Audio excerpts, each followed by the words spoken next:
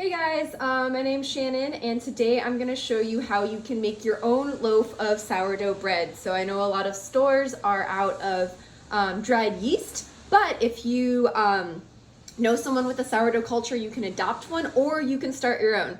So I'm going to be baking bread today with my sourdough culture. I've been keeping it up for about 5 years now, so you can keep the same culture forever if you want. And I'm going to show you how to bake bread with it, and then also how to start your own culture from scratch if you want. So if you want to start your own sourdough culture, all you need is a jar with a lid and some flour and water. So what you would do is you would take equal parts flour and water. So I would recommend to start with about a 1/4 cup of flour and a 1/4 cup of water. You're going to mix them thoroughly in the jar, leave it open for a couple hours, and then you're going to cover it and leave it for a day. The next day, take it out, scoop most of it out. So scoop about 75% of it out and toss it or save it for like pancakes or some other batter. And then you're gonna add a 1/4 cup of flour and a 1/4 cup of water, and it'll return to, approximately the same volume, maybe a little more, that's fine. But yeah, you wanna keep it a relatively small volume since you do have to discard it regularly when you're first starting your culture. Once your culture is old enough and has collected enough yeast, it will start to bubble. And this could take a few days, it could take a few weeks. It just depends on the environment that you're in. So once your culture is old enough, you can keep it in the fridge and feed it once a week. I time my feedings with my bread baking, so I don't actually have to discard any culture. I just use it to bake bread. But you'll notice in my video that before I bake bread, I have a lot of culture because I'm making 2 large loaves. So I need about 400 grams total, 200 per loaf. So to do that, I take from my base culture and I pour some in here, and then I bring it up to the amount that I need. In that case, I need 400 grams for my 2 large loaves. So yeah, so once you get the culture going, it's pretty easy to maintain. If you're gonna not bake that week, then just take it out and give it a feeding. If you forget to feed it for a few weeks, this has been neglected and it's fine, it recovers. Just take it out of the fridge, feed it, maybe leave it at room temp for a bit to make it happy. All right, so the first thing I like to do before I start baking is measure out all of my ingredients. Today I'm gonna be making 2 large loaves, one for me to keep and one that I'm splitting and giving away to a couple of friends. So for 1 loaf you need, so I use a 5.5 quart Dutch oven, so it's a rather large loaf. So you can totally cut this recipe in half if you're making a smaller loaf or making in some other container. But for each loaf I have 700 grams of dry mass, and I like to use a mixture of bread flour with extra gluten. So I use about 650 grams of bread flour plus 50 grams of gluten. So I have 1 loaf here and 1 loaf here, and I mix that together. The other thing for each loaf, I add about 22 grams of salt. And then I dissolve it in a little bit of hot water, just enough to make it kind of, not super crystally. And then I have my culture here, which I fed last night. So I'm baking kind of early in the morning. So I fed that last night. And then I have water. So you're gonna need for each loaf about 500 grams of water. So a liter of water. And then I have some extra water, and this is to wet my hands with while I am working with and folding the dough. And then I have a couple of large mixing bowls. So, you can make do with whatever you got. I'm making 2 loaves right now, so you don't need a million bowls if you're just gonna make 1 loaf at a time. I do weigh things in grams, so I have a little food scale here. But if you wanna convert things to cups, I can put some conversions for you if you just have measuring cups. All right.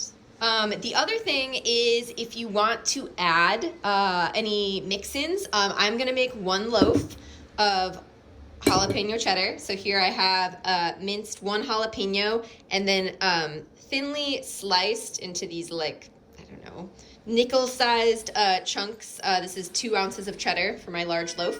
And then I'm also going to have 1 loaf with flaxseed in it. And so here I have soaked about 1.5 tablespoons, you know, 1 or 2, however much flaxseed you like. And I soak that in about twice its volume of water. So just to make kind of a paste.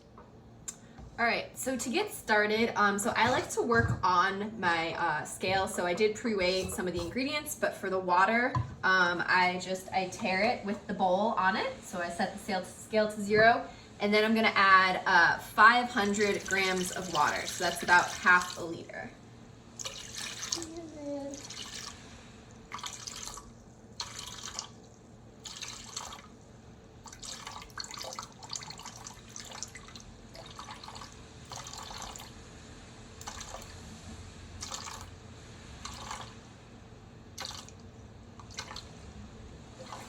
Okay, that's 500.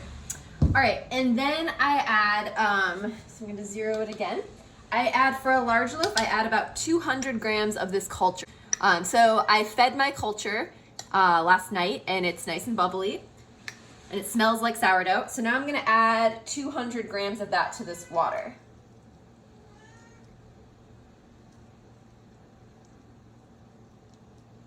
All right, so that's about 200 grams.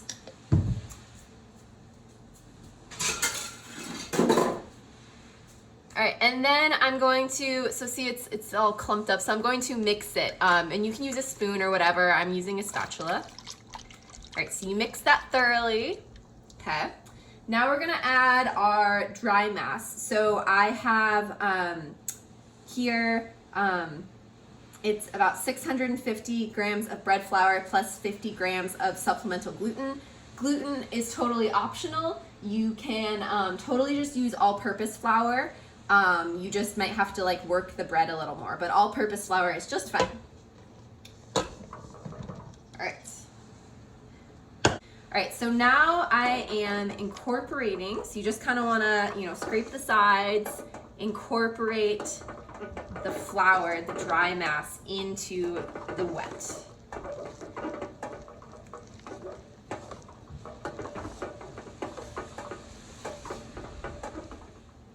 All right, so now that that's all incorporated, I'm actually gonna let it sit for about an hour. Okay, so just get all the dough, maybe kind of scrape, you know, you can do this with a spoon too. Just kind of scrape all the little bits into this dough mass. And you can see it's kind of dry still. It's not, some of the flour is a little dry, but that's okay. It's gonna hydrate. So what we do is we take just like a dish towel, like maybe one that's not like a terry cloth, but like a linen, a flat linen, a flat weave. So you take a dishcloth or a tea towel and you wet it, and then you're just gonna, so you just kind of get it moist, and then you're gonna cover your bread and you're gonna let that sit for 1 hour, okay? And that is going to help the flour hydrate. So I want you to just look at, like right now, like I can just take a piece off, but I'll show you once it hydrates, it'll be more stretchy and glutinous. Yeah, and we note that we have not yet added the salt. So you don't want to add salt yet because salt will interfere with the hydration of the flour. All right, and then I'm doing the exact same thing I just did to my second loaf. So just keep your loaves on the same schedule. All right, so now both of my loaves are gonna rest for 1 hour. I suggest setting a timer, and you can go do something else for an hour. Whatever you're doing, go do some yoga or continue working from home, or you know, do whatever you want for an hour, but let these rest. And I keep them at room temperature. All right, so I just wanna talk briefly about different types of flour. So this is all-purpose flour, and this is bread flour. And then this is gluten. So this is pure gluten. Now, all the flours here that I have come from wheat. So they all do contain gluten, but in different amounts. So flours, in order from lowest gluten content to highest gluten content, we would have cake or pastry flour, all-purpose flour, bread flour, and then this is 100% gluten. It's not really even flour, it's just gluten. So some bakers prefer to have more or less gluten in their bread. So more gluten is going to give your bread a chewier texture and also a higher protein content. So gluten is a protein that helps give bread its structure, so it kind of forms like a network, and when we do the folding process, the glutens are going to layer on top of themselves. All right, so I use bread flour plus gluten, okay? So I like my bread to be around 20 to 23% gluten by dry mass. So this is just if you're interested. You can totally just use all-purpose flour and you'll be just fine. But if you're interested in manipulating the texture of your bread as you get more advanced, you can buy 100% gluten, and you can change the gluten content of your bread to give it a different texture. So in the recipe that I'm showing you, I'm using about 650 grams of bread flour plus 50 grams of gluten. The flours I buy aren't labeled with their exact gluten percentage. Cake or pastry flours, which I don't have any of, those are going to be usually less than 7 or 8%, so they're like really low gluten. All-purpose flour is going to have around 10 to 11%, give or take what brand. Again, this isn't labeled. And then bread flour is usually higher, around 14%. Again, not labeled. So depending what flour you buy, you might have to play with your recipe a little bit to get the texture you desire. So your bread will be just fine, but you might want to manipulate the texture like later in your bread career. So, so gluten, 100% gluten, all-purpose flour, and you can mix, like if you can mix all-purpose flour plus gluten, or you can mix, bread, you can use just bread flour, or you can use gluten plus bread flour, or you can just use all-purpose flour, and all of those are fine. It's just what you prefer in your bread texture. And what you can find at the store. So maybe this is all you find at the store, or maybe this is all you find at the store. So you don't want to make cookies with bread flour. They'll be, you don't want to make cookies or cake with bread flour. Okay. So one thing I want to point out is that the amount of water I used, 500 grams, was for the bread that I'm making with a relatively high gluten content. If you're just using all-purpose flour, I would take that down to, 450 to start, maybe 425. Just kind of add water slowly to get your flour all dry. You definitely don't want to add too much water to your bread. So if you're using all-purpose flour, reduce that, and I'll put that in the written instructions. Okay, so it's been 1 hour that we've let our bread just sit and hydrate with the water and culture that we added. So here's what it looks like. And remember when I grabbed it before and I could kind of easily break it away? So now you'll see it's very stretchy. And this is because those glutens, those proteins in the wheat have hydrated, and when they hydrate, they become sticky and stretchy. So it helps give bread the elasticity, which is going to allow it to hold a lot of air, and those air bubbles will be able to expand in the glutens and let the bread rise. So it's very important to let your bread hydrate. So now we're going to add the salt and then optional toppings. So you can totally just add salt if you want to your bread. I don't suggest doing a salt-free recipe because the salt kind of allows you to taste that nice sourdough flavor. So definitely add salt, and toppings are optional. Or not toppings, mix-ins, the mix-ins. So I'm doing a flaxseed and then a jalapeno. All right, so for the first loaf, I'm going to, so here's my salt that I had dissolved in water. I'm just going to add that all in on top. Okay. And then I'm going to add in my flaxseed that I have soaked. So you can see now it's like a paste. All right. And then this part gets messy. You're just gonna kind of work it in with your hands.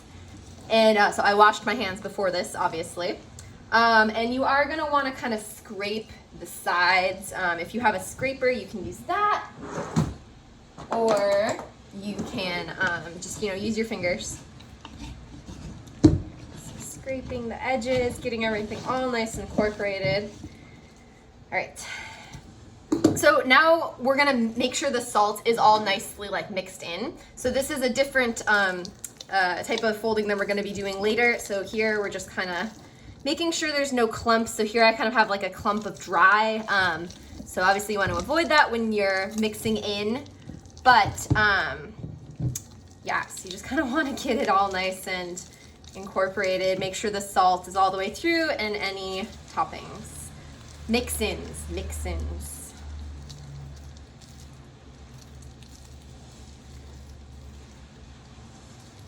You'll notice how stretchy it is. It's nice and stretchy. You want to keep it all kind of as one piece. So if you have any escaped dough, you want to recollect that.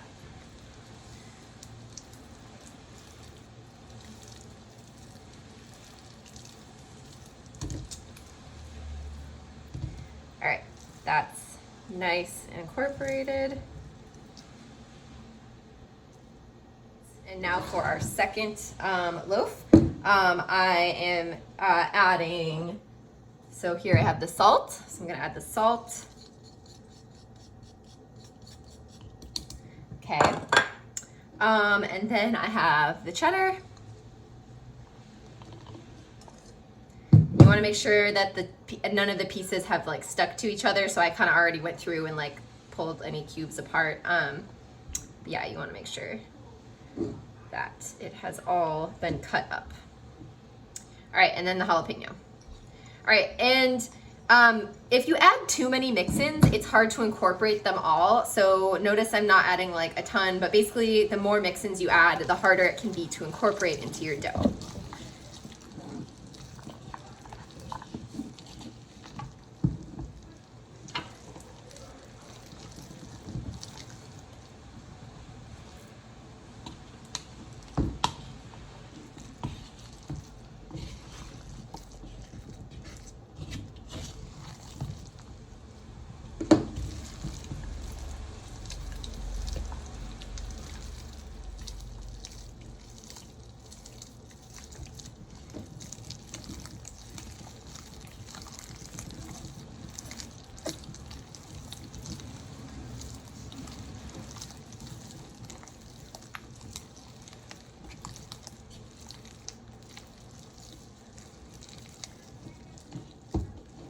All right, so that's all nice and incorporated.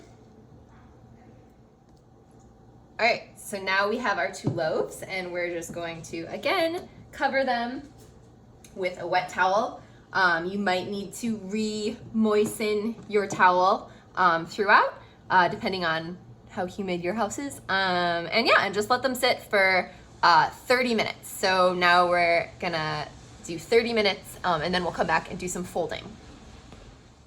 Okay, so now we're gonna start doing our folds. And the purpose of these folds is to stretch the dough and layer it to help the glutens form lots of layers. So the layering of our glutens helps create some structure to the bread. And then as it rises, because we have an active live culture in there, as it rises, the culture is gonna produce air by digesting some of the carbohydrates, turning it into CO2.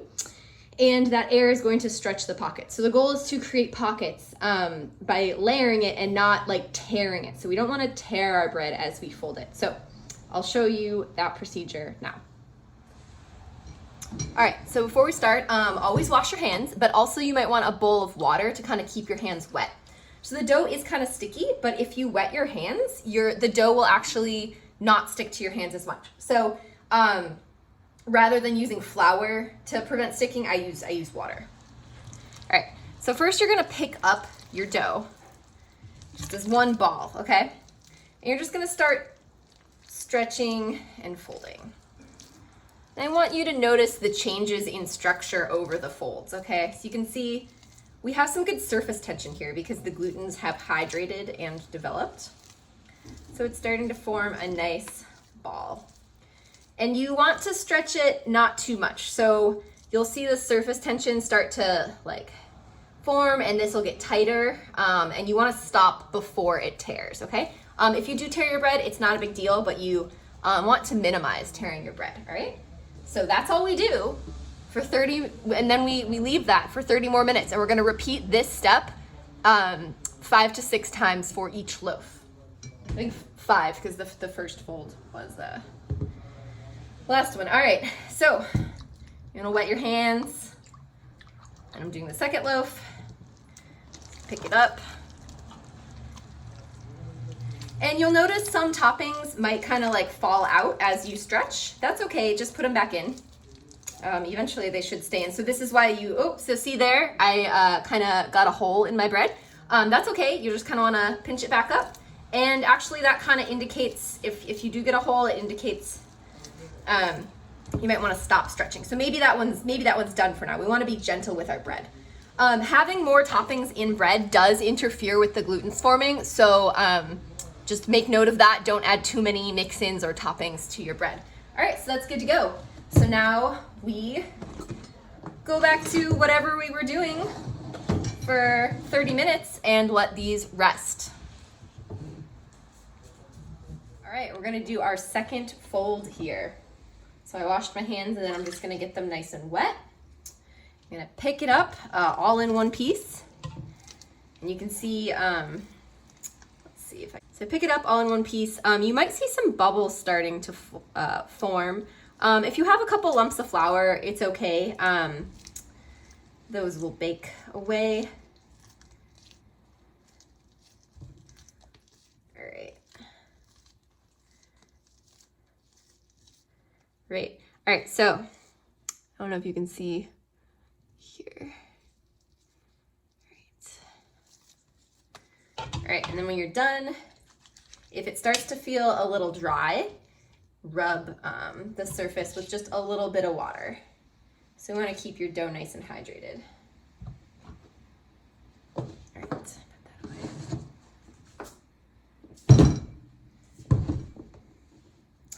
All right, so we're going to do our second fold here. All right, so you can see that. Gonna get my hands wet. Just gonna kind of pick it up all in one piece and fold it onto itself. Trying to not break the surface tension, though it might happen a little bit. Like there, you see that piece of cheese is kind of breaking the surface tension. But you can see like that piece of cheese is nice and under the layers, so that'll start happening more and more. So just gently fold, and this is starting to resist my stretching. So I'm just gonna put it back down and rest it. And maybe give it just a little pat with moist hands, just a little bit. You don't want it to get too soggy. All right, and then we'll cover it up and I'll do that to my other loaf as well. And then you'll let it sit for 30 minutes and come back in 30 minutes. All right, so now we're gonna do fold number 3 of 5.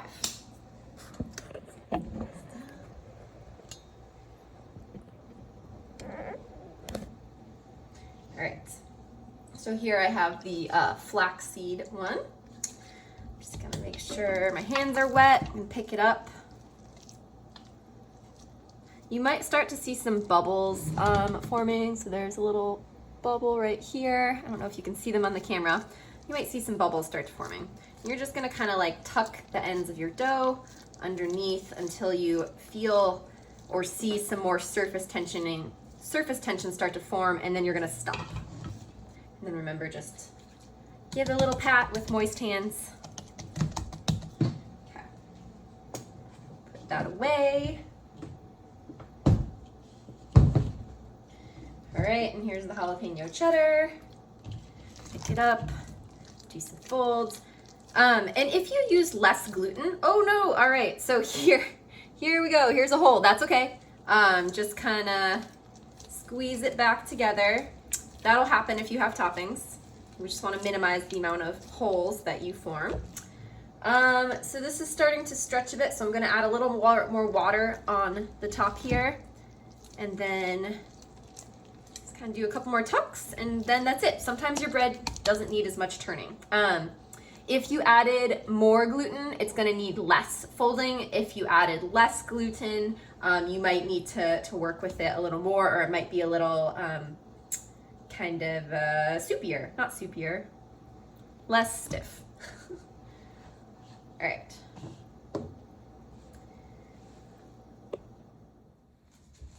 All right, so I'm gonna try, this is the 4th of 5 potential folds. I'm gonna try folding this, but if the bread resists folding, then you can just stop folding. So you don't have to complete all 5 folds.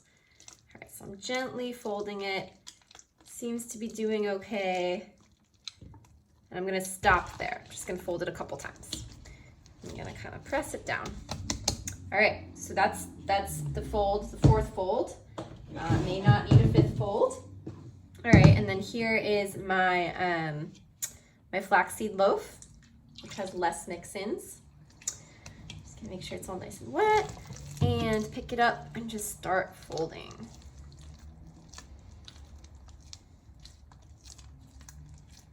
All right, and you might see it getting kind of shiny as you continue folding. That's good. All right, so that's good. See, you have nice surface tension here.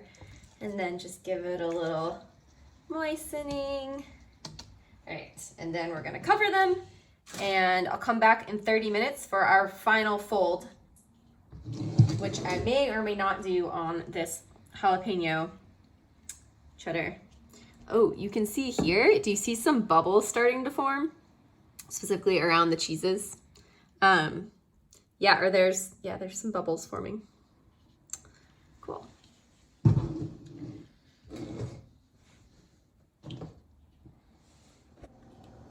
All right, so we're gonna do our last fold. The jalapeno cheddar bread actually decided it is done with folding. So sometimes your bread might not want to be folded more if it starts like tearing on the edge, the surface. Then just stop folding it. But this one, it can take one more fold. So I'm gonna do that last fold now, just the same way that I showed you before. All right, our last fold here.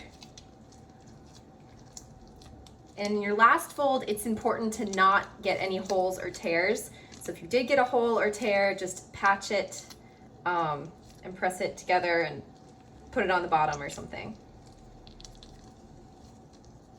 All right, so you can see I'm starting to get a little bit of tears here, so that's okay. I'm just gonna put them underneath. And tears aren't gonna ruin your bread. It's just the best way to get like a even rise and structure to your bread. But don't worry if your bread tears, it's okay. All right, so now both of these babies are going to rest for about another 2 to 4 hours. So I'll check in on them in a couple hours. So the things that determine how long you're gonna leave your bread to rise after you're done folding it are the temperature of your house, how active your culture is, and variability, mostly the temperature of your house and how active your culture is. So you'll kind of get to know your bread and your culture and how it behaves at different temperatures. And I'll show you what it looks like in a couple hours and then right before I bake it, so you know what cues to look for your bread to tell you that it is done and ready to be baked. All right, so my bread has risen nicely. I'm gonna give it about another hour. Time since I first started, mixing the flour with the culture was around, 6 hours ago. So I'm gonna give them about another hour. All right, so baking. I use Dutch ovens to bake my bread. You can definitely bake your bread in a loaf pan, or a cast iron skillet, or even a baking sheet. It will maybe spread out a little more, but you can bake it in just whatever you have, but I do prefer Dutch ovens. So 30 minutes before I want to bake my bread, I put my Dutch ovens in, and then I heat it to 500. Okay, and so I let my Dutch ovens get nice and hot, and this helps me get a crispy crust on my bread. All right, so now my pans are nice and hot, and before I put the loaves in, I'm just gonna give them a nice dusting of cornmeal here. So nice dusting of cornmeal. You can use flour, you can use parchment paper, whatever you want. Last thing before I put my bread in, this is optional. I just give it a nice scoring here, and this is to help it expand evenly. But optional, you can use a razor blade, any razor blade, sharp knife works fine. All right, now I'm gonna put the lids on my Dutch ovens. Keep the lids hot, and then I'm gonna put them in the oven for 30 minutes covered. All right, so after 30 minutes, you're gonna wanna turn your oven down to about 450. And again, you might wanna vary this based on how hot your oven actually is. All right, then, my camera's fogging up. You wanna take the lids off. And you'll see we got a nice oven spring there. Okay, nice oven spring. Ooh, a nice cheese bubble.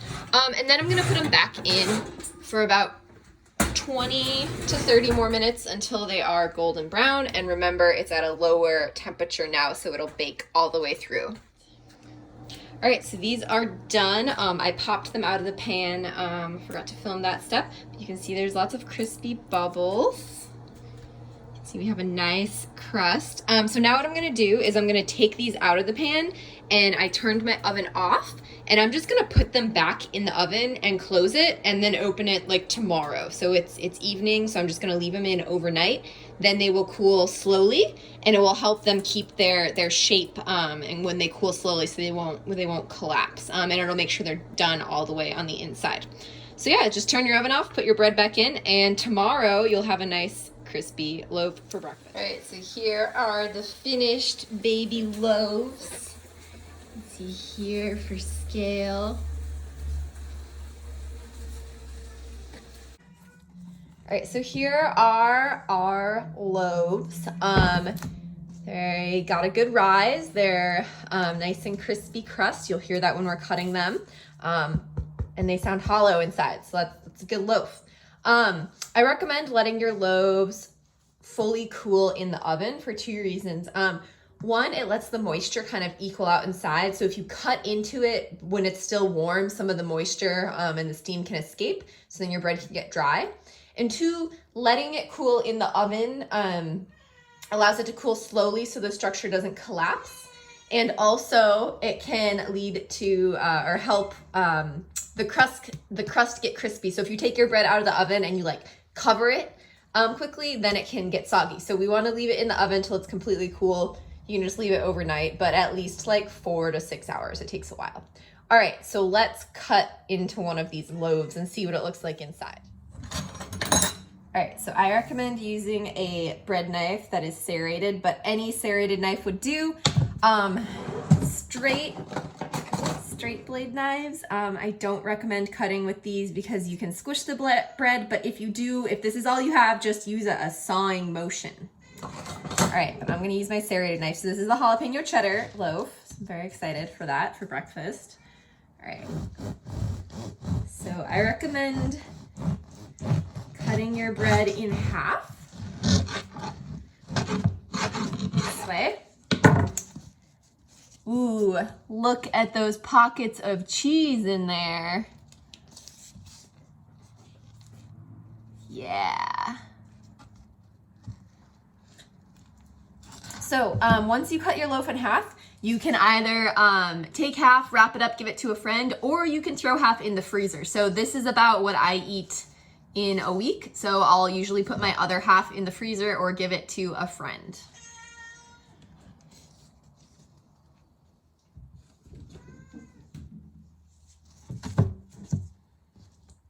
All right, now let's check out this flaxseed loaf.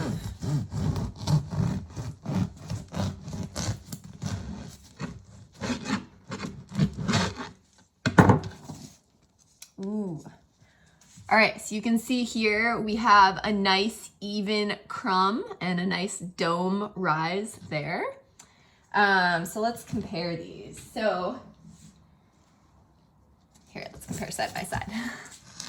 All right, so in the jalapeno cheddar, you can see where I have a lot of larger holes. That's totally fine. But generally mix-ins are gonna give you a more heterogeneous structure, and then we have a more homogeneous structure here. All right.